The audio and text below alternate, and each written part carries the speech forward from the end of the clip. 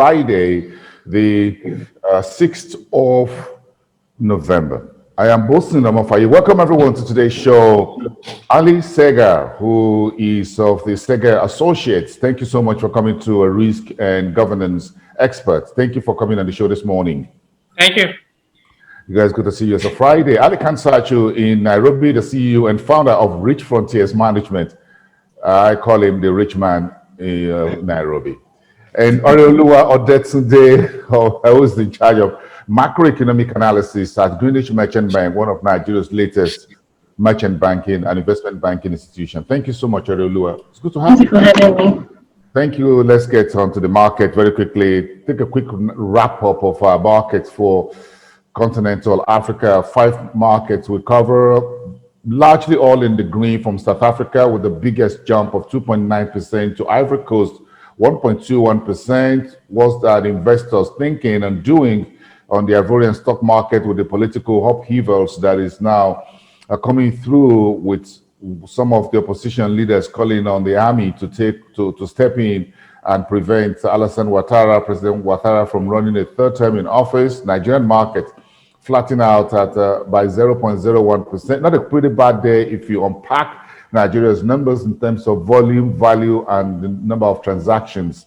Kenyan market positive by 0.51, and Egypt was about 0.7 for the final trading day of the week. I'm going straight to East African markets and economies to check in what are some of the headlines, with Tanzania getting finalizing permit for the first rare earth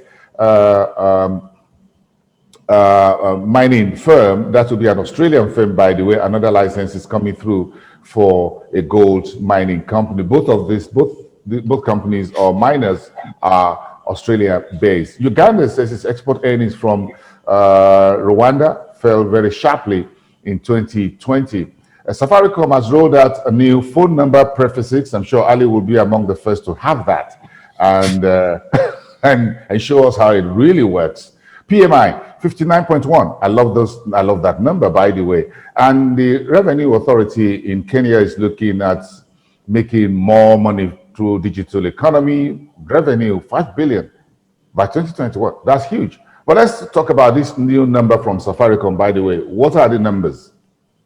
So interestingly, Safaricom will be reporting half-year earnings on Monday. So we're going to get a tremendous insight into the last 6 months, the COVID period, M-Pesa revenues, because of course there's an expectation those got crimped by the decision to allow $10 and less to be sent free across the M-Pesa platform. We'll get a good chance to look at data and of course voice. The rolling out of new phone numbers is interesting, and I remember being interviewing Mr. Collymore, the previous chief executive officer, and everyone used to keep saying voice is dead, voice is going to die, and each year they'd eke out a very small incremental revenue gain of like 1%. And he said to me, Ali Khan, what everyone's missing is the demographic story. That each year we have 1 to 2 million new subscribers, and that is a real serious tailwind. So that's speaking to that. There is growth in subscriber numbers in Africa, and there is growth for Safaricom as well, and that's why they're putting on the new prefix, and it's important for investors to remember that. Tanzania finalizing permit for first rare earths metals mining. You will remember when the US and Chinese were at their most adversarial, rare earths became pretty central to that equation, in part because China supplies a great amount of the rare earths. Yeah. But interestingly, Burundi has a couple of mines, and Tanzania. So obviously it's telling us that there's very strong demand for this particular product. And that's an interesting development to take into account. Uganda export earnings with Rwanda, I suspect this is all to do with COVID and the closures, etc. I haven't got a deep insight into what exactly has driven that number, but I suspect it was the distortion and distortive effect of the COVID lockdowns that hit us Kenya PMI, yes, strong. I think that's a 2-year high, recovering from a very low level. But the problem in Kenya is, from according to the data I've seen, Kenya has had the fastest growing COVID infections in the last 4 weeks of any country in Africa. When you're looking at the increase. So the concern is that President Kenyatta has gone for a lockdown light extension. He increased the curfew by an hour. But all the anecdotal evidence is that our hospitals are full and the cases are growing exponentially.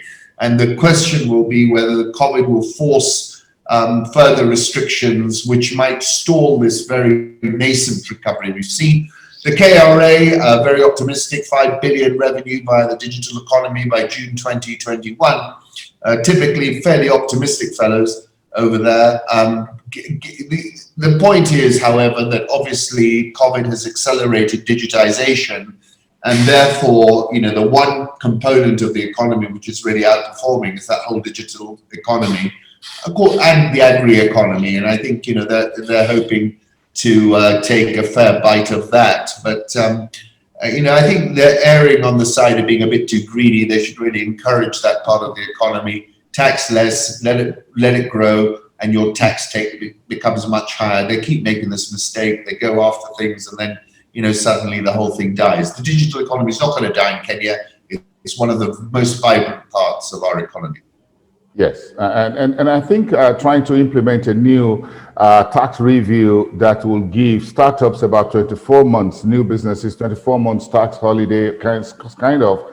I think that could also be a way of a stick and a carrot, as it were, to try to get more digital economy in. But if you're starting new businesses, you can get a moratorium of 24 months to get your tax paid. Well, whichever way you look at it, if your PMI is running, you've got something working for you in that economy. That's the way I look at it. Thank you so much, Ali. Luke Ofojebe, thank you so much for joining us from Vetiva Capital Management, Head of Equity Research. And just we're stepping into the Nigerian market. It's been a very interesting week in which the stock market, one step forward, one step backward since we started the week. But I'm sure we have just about 2 or 3 big stories for the Nigeria and West Africa space. Fitch Ratings says Ghana's oil output will go up to 2% in 2021. I'm sure Nigerian authorities are taking note of this. Ghana coming very gentle but steadily through its backwaters when it comes to oil production. Moody's says it sees a very robust growth in Nigeria's Islamic finance sector in the next 10 years. We have been moving forward on that over the last few years. And the demography of the Muslim community in Nigeria is not something you can write off. The CDC Group, which is the DFI part of the UK's government, is giving Stanbic $75 million in terms of funding. In the power sector, Transcorp Power has gotten Afam Power plant for the Nigerian government. 105.3 billion naira is the size of that deal. And Mobile PLC moving to delist from the stock exchange reported its 9 months yesterday, earnings per share down 35%, revenue, profit after tax, and blaming the COVID-19 for a very woeful 9 months numbers. So let me start with Oreoluwa very quickly. Today, when you talk about the Afam Power plant, if you don't look at the macroeconomics and Nigeria's electricity transition market, what are these bode for that industry?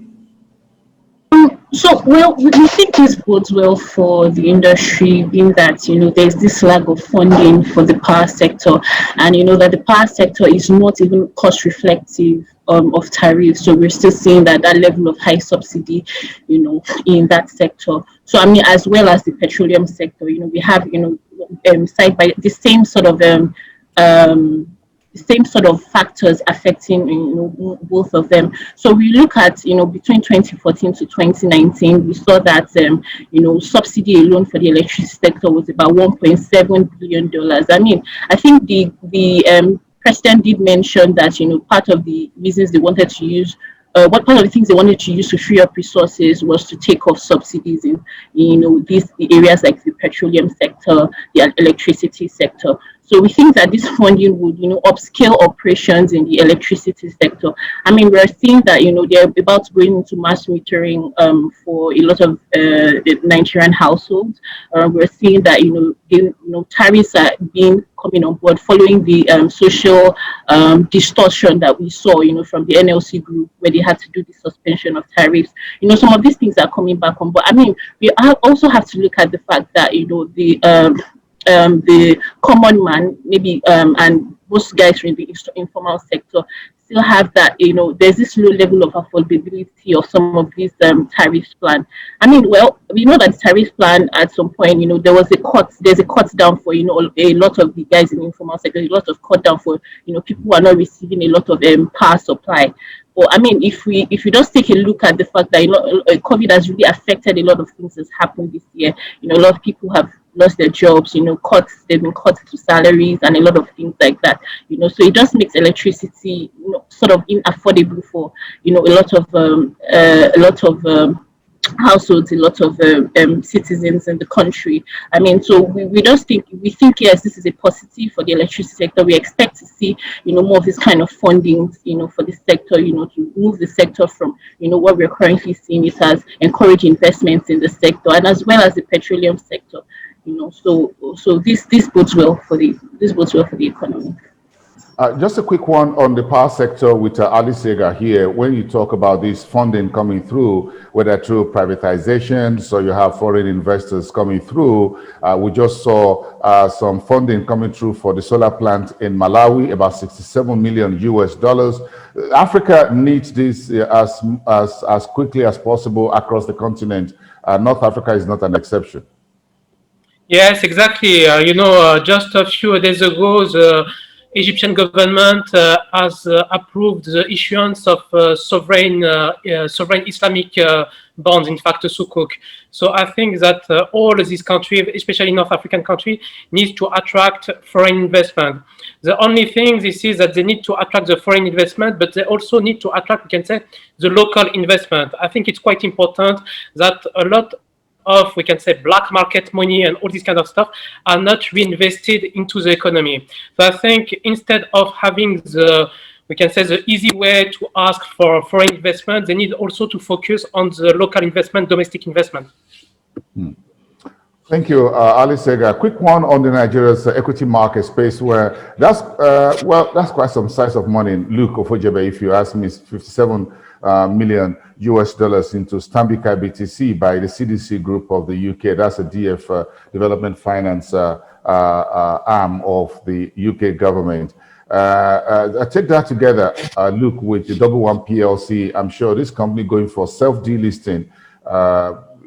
What are your thoughts? So for Stanbic, first and foremost, I would like to say good morning. Thank you for having me today. So for Stanbic, I think it's a good one for them. It will further help to support their cash reserves and further improve their capacity to lend to companies in the risk sector. So I think it's a plus for Stanbic.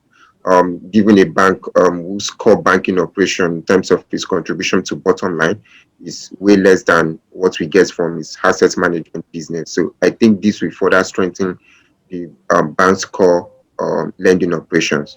Then for WB-IMF PLC, I mean, it's just a move for the company really to re-strategize and see how to optimize its operations going forward. So they do believe that in doing this, they might actually not be able to comply fully with all the demands of the Nigerian Stock Exchange as well as the Securities Exchange Commission, and that's why they would like to delist.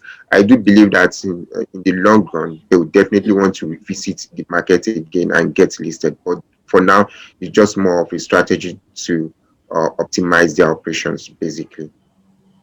Thank you, Ulu. Let's touch on Southern African market. And South African market seems to be having a best of times over the last few sessions. Again, because of its direct correlation with the emerging markets, with the big rally that we continue to see on Wall Street and in Europe on the back of the U.S. election and the vote counting. Barrick Gold, which is says is not worried about the new the authorities in Mali. Of course, there was a military coup there just about 2 or 3 months ago. They want to review the existing mining contracts by the previous administrations. Barrick Gold CEO yesterday issued a statement and says, we are not worried. It is good if they do that. South Africa's pharmaceutical Dis-Chem is scrapping interim dividend, is looking to acquisitions to deepen the business, even as we look at the pandemic period. The retailer, clothing retailer, Mr. Price, says his headline earnings per share will be down between 23 to 28%. That's a bit of a profit warning ahead of time. For CDC Group, get some purchase funds from buying Jet SA. And Celsi, which is a telecom operator in South Africa, says its revenue down 8% to 6.9 billion rand in the first half. This Celsi is actually struggling where it looks like being trampled upon by the big boys in South Africa, such as MTN. An Africa Trade Insurance Agency, I just spoke about that to Ali Segar about the solar plant in Malawi, and that's a whole lot of money to get Malawi's power plant up and running. Ali Khan, let's start with the Barrick Gold story. So, Barrick Gold, which actually I'm very bullish about anyway because of the underlying gold price, they understand how to navigate the African continent and the political risk. Of course, they practiced in Tanzania where they hit a real road bump with President Magufuli and somehow managed to navigate their way out of that situation. So I think, look, we're going to see a more aggressive governments as they seek to raise revenue, but Barrick Gold appreciates how to deal with what I would call as sovereign government and political risk. Your point about South Africa, absolutely right. We've seen the Rand rally sharply below 16. We've seen the Johannesburg Stock Exchange surge of late.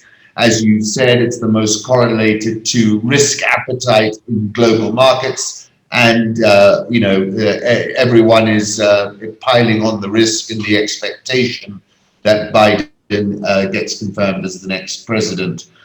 Quickly, just Dis-Chem, which is a pharmacy operator.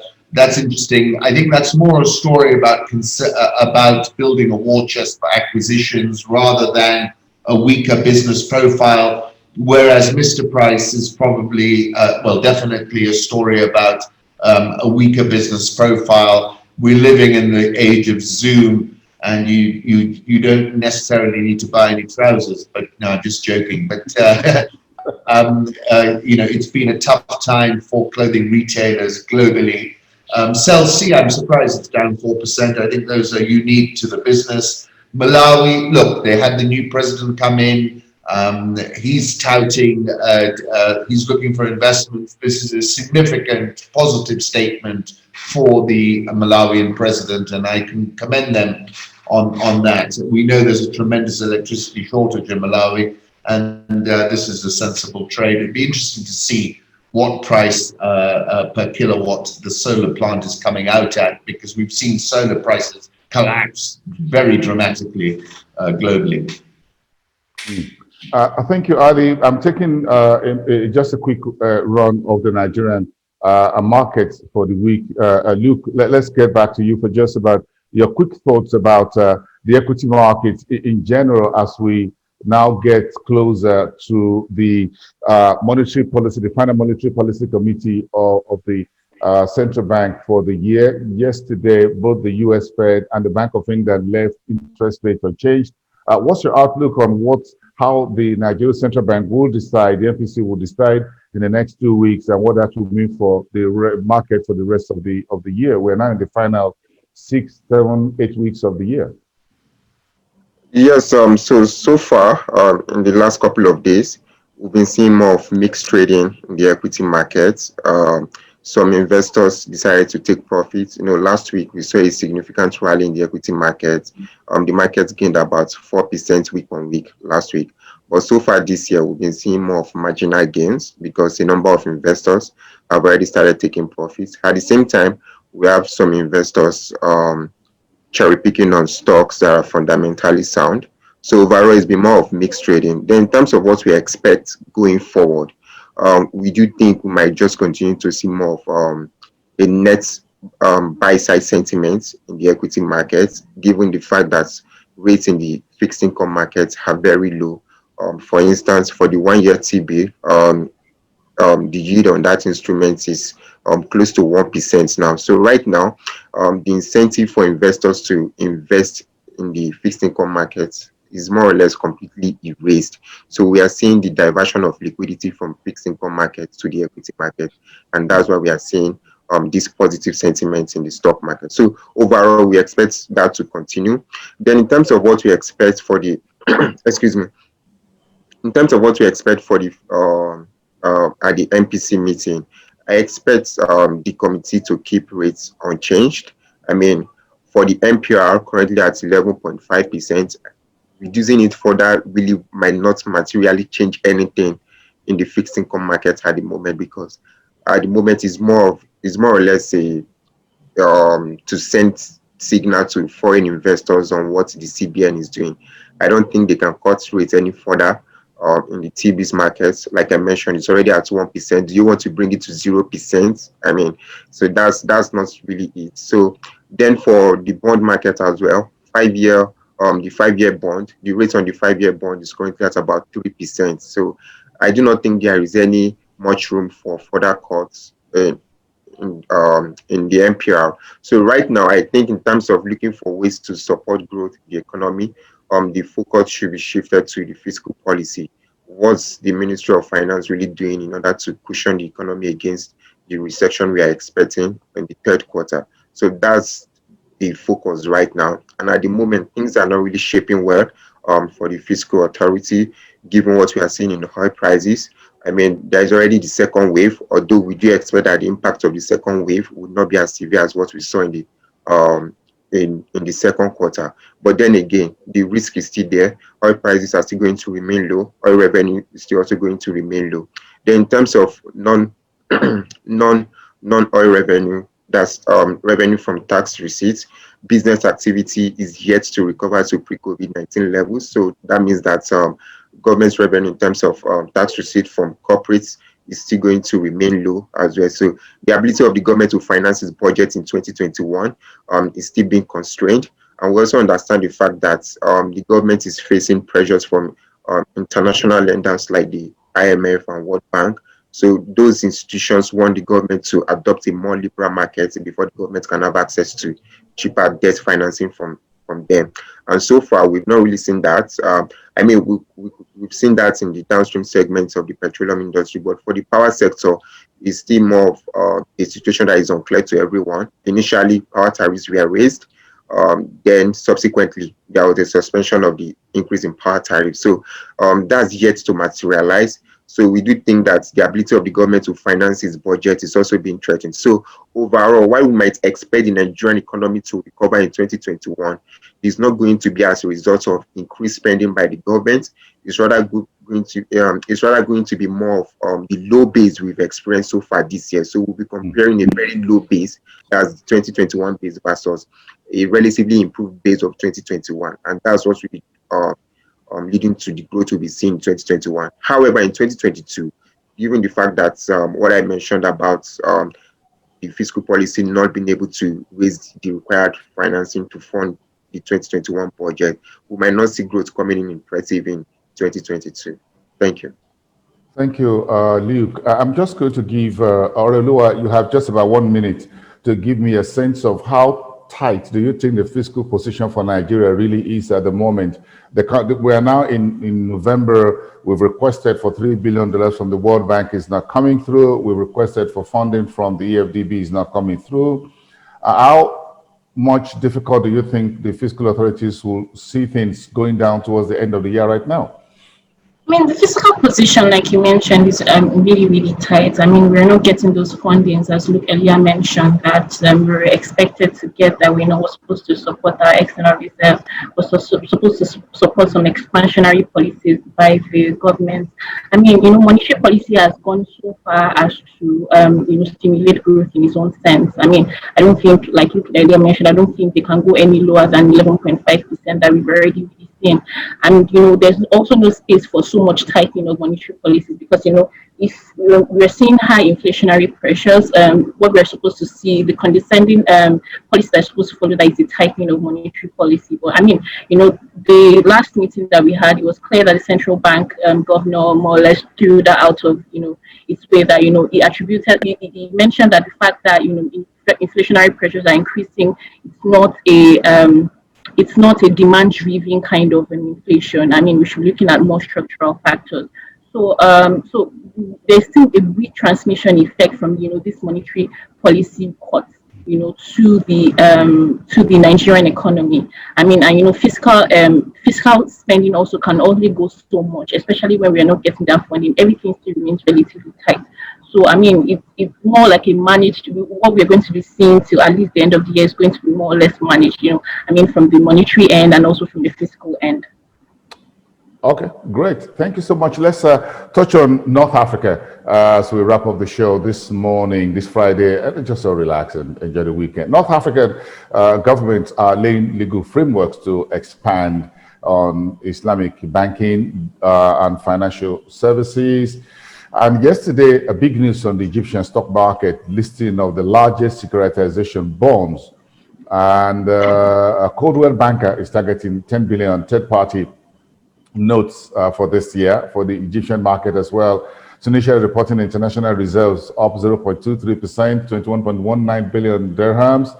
Morocco's hosting, which is bad news for me. I thought I was going to be in Morocco next year for the World Bank IMF annual meetings, but that has now been postponed or delayed until 2022, but I'm still going to make it. Ali Sega, you smiling. I was thinking, I was so happy when the announcement came last month that at least I'll be able to. I've been to Egypt, but I'm just hoping Morocco hosting the World Bank IMF meeting will be a great one there. Yes, I think it's quite a bad signal sent to the Moroccan market, in fact, because this delay shows that nobody is really, we can say, comfortable on the tourism to go back to normal to Morocco. So I think it's a really bad news for Morocco, in fact. So this is the first point. After, I would like to highlight the second point on the Islamic finance market.